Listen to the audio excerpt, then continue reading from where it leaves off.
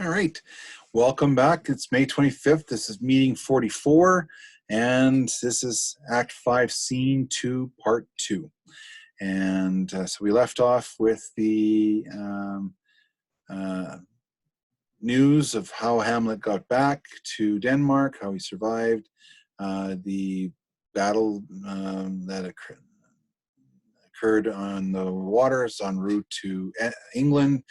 That Rosencrantz and Guildenstern are on way to England, and the letter that was originally written by Claudius was rewritten by Hamlet, and it will tell us, for spoiler alert, that Rosencrantz and Guildenstern will die upon arrival, and whether they are aware of that or not, I can't find it in the text. So if you find it, please let me know in the posts. And we have then we have the wager, the duel announcement between Laertes and Hamlet, and it's a duel to restore the reputations of both individuals, of Laertes' dad and of course his sister. And so lots at stake here. It's all going to be public. Hamlet says, yes, I've done Laertes wrong. I took his father's life. I neglected his sister. I wasn't there for Ophelia, that kind of thing. So yes, I will do this duel, and in the hopes that this will put things back to some kind of normal, and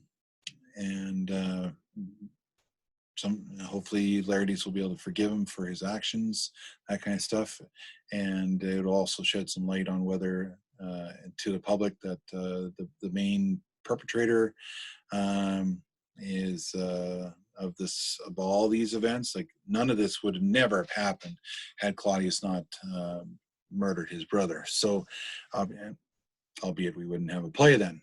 So, so a lot of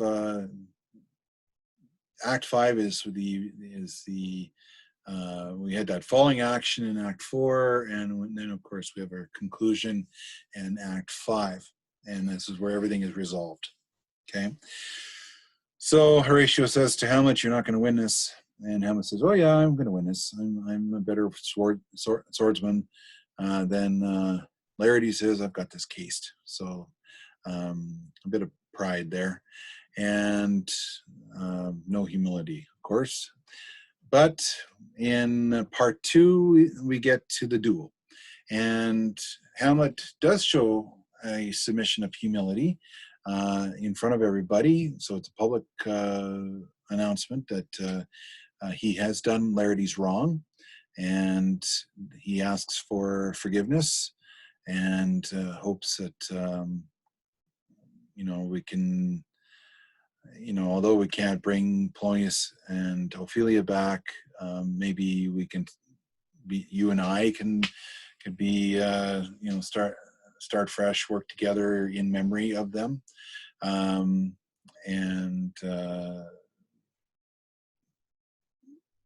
so Laertes, well, the public approves of the apology, and that should have, I guess, in normal conditions should have been enough. But Laertes says, "I accept the apology as an apology, but it still does not.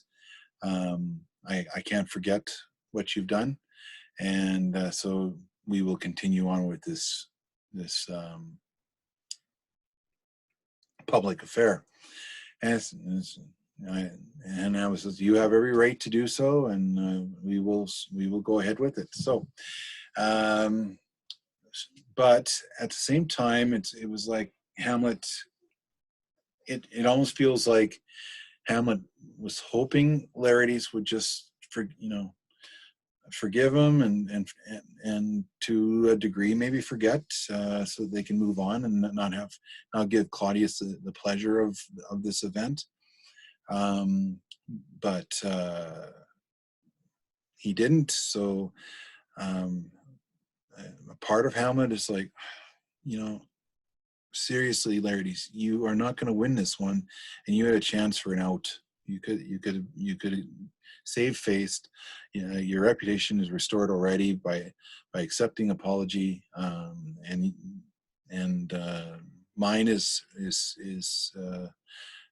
protected now because I took the first step and I apologize.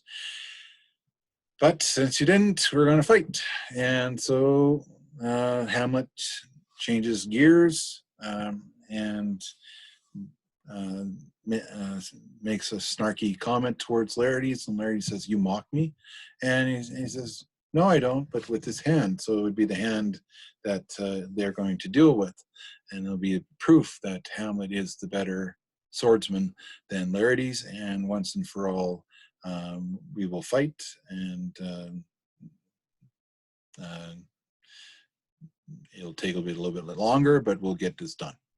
So they fight. Now these swords are they're not sharp swords.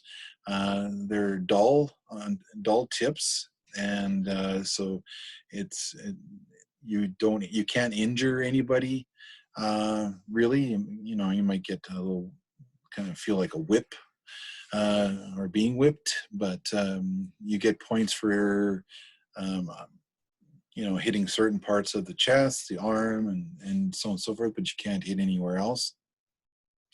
Not sure if you get points for hitting the leg or not, but obviously anything above the shoulder is no go. And so they in the movie version of Hamlet, they have a carpet and they have to stay within the carpet. They can't go outside it, and otherwise the point goes to the other side. And so it's pretty intense. They're going back and forth, and Hamlet gets scores first, and so then Gertrude comes out to celebrate, and Claudius had put the poison into the cup already, and he's hoping that Hamlet's going to take a drink of this poison concoction, and he declines. So Gertrude says, "Well, if you're not going to drink, I will drink to you." And Claudius says, "Gertrude, don't." And he says, I will drink. I will drink to my son." So she drinks, and it's too late. The poison's in her system, and Claudius can't do anything about it. So that she starts to feel faint, and at this time they're getting the other sword ready, and then this one has a tip on it. This is the poison one, and so they fight again, and Hamlet is wounded. And so now Hamlet realizes that this is a serious fight, and so they scramble, and the swords are switched. So Hamlet ends up with the poison sword, and Laertes gets hit as well. The queen dies, and so Hamlet right away asks for all doors to be closed and all that jazz. Laertes falls, and he confesses that the plan was all Claudius's, and asks for forgiveness. And Hamlet does give him the forgiveness he asks for, because Laertes just said, "You're poisoned as well, so you're going to be dying pretty soon too." So to give Laertes peace before he passes, Hamlet does absolve him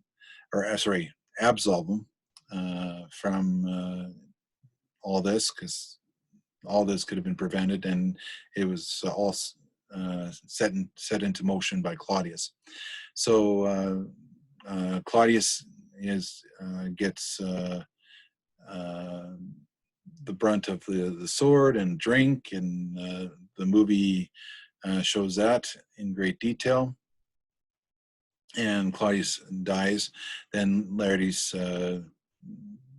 says again, just please forgive me, and Hamlet says yes, and then Laertes dies.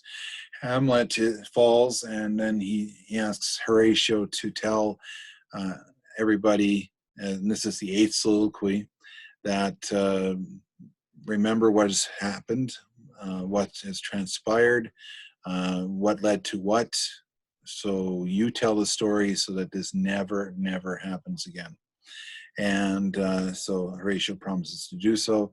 Horatio wants to join Hamlet, but Hamlet says, no, no, no. You're the only one here that has done no harm to anybody. You need to stay alive. You need to tell the story, and you need to tell the next, whoever's going to be running the country, that of what has transpired, so that again this never happens again. So Hamlet says the rest is silence, one of the famous lines of his 8th soliloquy, and he dies.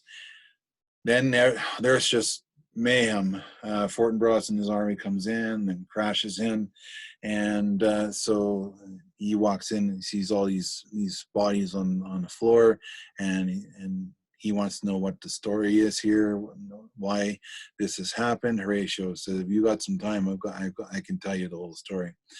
While he's about to tell the story, the ambassador to England comes in and says, who do I thank for the letter that was given to the King of England?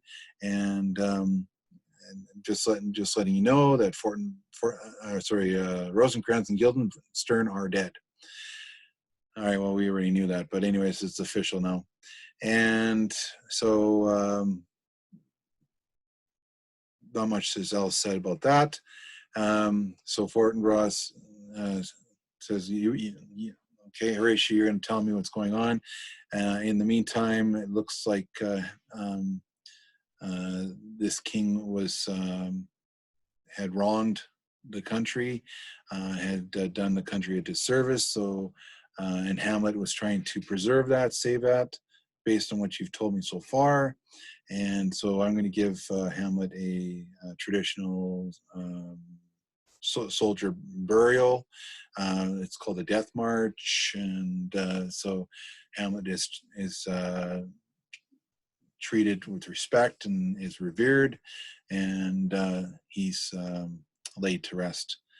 And there's no mention of how the others are laid to rest. It's just Hamlet that's taken out, and the rest are still on the floor. So that's the play. And congratulations, you have survived Hamlet. So I would have liked to have performed this in class, and that's one of my regrets that I have during these unprecedented times, that not doing Hamlet in class. But I'm hoping that you have, through these videos, you've enjoyed it a little bit, just a little bit, and had, Shakespeare doesn't have to be boring, and you can take a lot of the decision making that was done in the play, and you can see that the actions dictate the lives they lead. And so if you apply that in real life experiences, every decision you make that you're going to make, assess it, see how it's going to affect not only you but those around you, and so that you can make a wise or wiser choice and have a better outcome in the end. So stay tuned for the summaries, and we'll be back shortly.